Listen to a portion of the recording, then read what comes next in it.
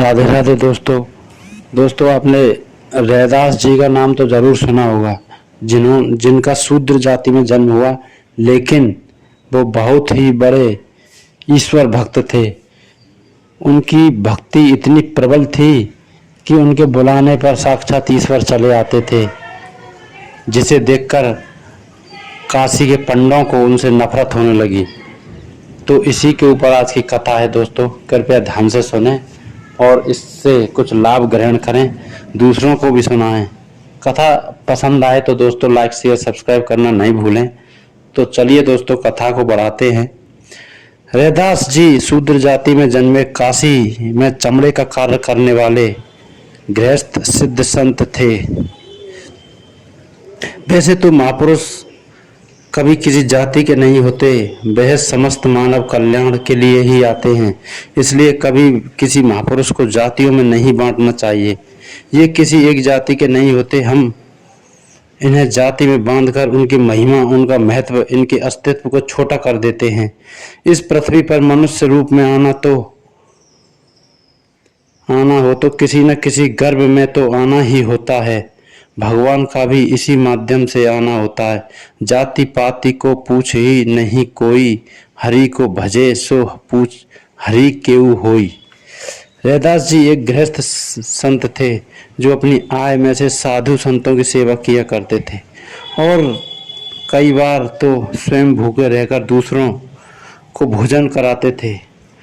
भगवान चिंतित हो गए, रैदास जी अपना परिवार ठीक से नहीं चला पा रहे, सेवा की इनकी बड़ी इच्छा रहती है। तो भगवान साधु वेश धारण कर इनके पास पहुंचे और बोले, रैदास जी आप इतनी साधु सेवा करते हैं और इतना धन भी आपके पास नहीं है। हमारे पास ये एक पारस पत्थर है, आप इसे रख लीजिए और इससे सोना बनाकर उससे साधु संतों की गौ सेवा इत्यादि करिए। और भगवान ने जो उनका चमड़ा काटने वाली लोहे की रापी दी, उसे पारस पत्थर से छुआ कर सोना बनाकर भी दिखा दिया। रैदास जी ने कहा, बाबा मुझे अभी इसकी आवश्यकता नहीं, जितना हो पाता है मैं अपने द्वारा सेवा कर देता हूँ। लेकिन भगवान के बहुत आग्रह करने पर रैदास जी बोले, अच्छा इसे ऊपर इस छप्पर में कहीं औरस दीजिए, औरस में घुसा दीजिए, कभी आवश्यकता पड़ेगी तो निकाल लेंगे। साधु को देख रैदास जी का मन रोमांचित होने लगा। आखिर थे तो वे भगवान। रैदास जी ने भोजन कराया और विदा किया। लेकिन जब रैदास जी का मन नहीं लगता, कौन थे, कहाँ से आए थे, अलौकिक तेज था, वाणी में कितना मिठास था। 1 वर्ष बीत गया। भगवान पुनः काशी रैदास जी के यहाँ पधारे और बोले, रैदास जी मैं वो पारस मणि दे गया था, उसका कोई उपयोग किया? रैदास जी बोले, बाबा वो तो जहाँ आप रख गए थे वहीं होगी, आवश्यकता पड़ी नहीं, आप इसे ले जाइए। भगवान मणि वापस ले तो गए, लेकिन भगवान भी बड़े कौतुकी हैं। अगले दिन रैदास जी घर के मंदिर में ठाकुर जी की सेवा करने गए तो ठाकुर जी की मूर्ति के नीचे 5 सोने की असरफी दिखाई दी। रैदास जी ने इन्हें चिमटी से उठाकर गंगा जी में डाल दिया। कई दिन यही चलता रहा। रोज ठाकुर जी के नीचे 5 असरफी मिलती और रैदास जी उन्हें चिमटी से उठाकर गंगा जी में डाल देते। एक दिन फिर भगवान ने रैदास जी को सपने में आकर कहा, रैदास जी जिद ना करो और इनका उपयोग साधु सेवा में करो, यही मेरी इच्छा है। रैदास जी ने फिर उन असरफियों को साधु सेवा, गौ सेवा में लगाना प्रारंभ किया। कुछ असरफी जोड़कर उनसे काशी में एक सत्संग भवन बनवाया। सत्संग होने लगा, साधुओं की भीड़ उमड़ने लगी, रैदास जी की जय जयकार होने लगी और उधर काशी के पंडाओं को उनसे ईर्ष्या होने लगी।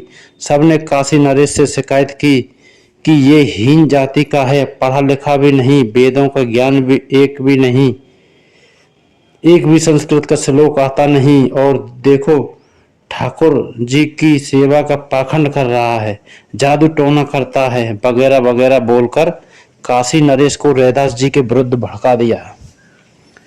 काशी नरेश ने कहा, ठीक है, परीक्षा करा के देखते हैं, वक्त हुआ तो ठीक, नहीं तो दंड मिलेगा। पंडाओं से कहा, आप अपने ठाकुर जी लेकर आइए, और रैदास जी को कहा, आप अपने ठाकुर जी लेकर आइए। बड़ी भीड़ उस दिन राजभवन में, सब परीक्षा देखने आए क्या होता है।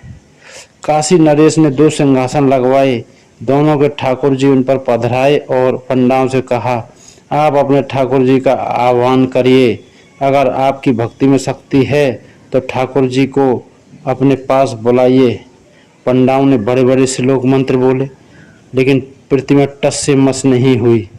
अब रैदास जी की बारी आई। रैदास जी ने केवल एक पद गाया, ए हरि आबहूँ बेग हमारे। ए हरि जैसे ही हृदय से पुकार की और कहा, पत राखो रैदास पतित की, दशरथ राज दुलारे। ये पंक्ति बोलते ही छम छम करते भगवान सिंहासन से उतरकर रैदास जी की गोद में आ गए।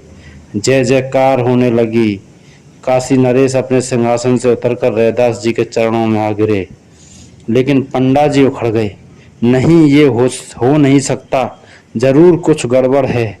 ये ठाकुर जी इनके हैं, कुछ न कुछ इसमें चुंबक इत्यादि की करामात है, ऐसे नहीं मानेंगे। काशी विश्वनाथ अब इसे प्रमाणित करें, तब मानेंगे। वहीं परीक्षा होगी, वहीं सिद्ध होगा। और सब काशी विश्वनाथ के मंदिरों में पहुंच गए। काशी नरेश ने एक फूलों की माला शिवलिंग पर चढ़ाई और बोला, अब बाबा विश्वनाथ जिसके गले में ये माला पहनाएंगे, मान लेंगे उसकी उपासना सच्ची है। और फिर पंडाओं ने रुद्राष्टक पढ़ना प्रारंभ किया। घंटों हो गए माला जस की तस। अब बारी रैदास जी की आई। उन्होंने केवल एक बार जयकारा लगाया, काशी विश्वनाथ भगवान की जय, और माला शिवलिंग से उड़कर सीधे रैदास जी के गले में जा पड़ी। फिर जय जयकार होने लगी। स्वीकार हो गया, सत्य सिद्ध हो गया। काशी नरेश भी इनके भक्त हो गए। काशी नरेश रैदास जी की कुटिया पर दर्शन करने जाने लगे। अगर कथा पसंद आई हो तो लाइक शेयर सब्सक्राइब करना नहीं भूलें। राधे राधे दोस्तों।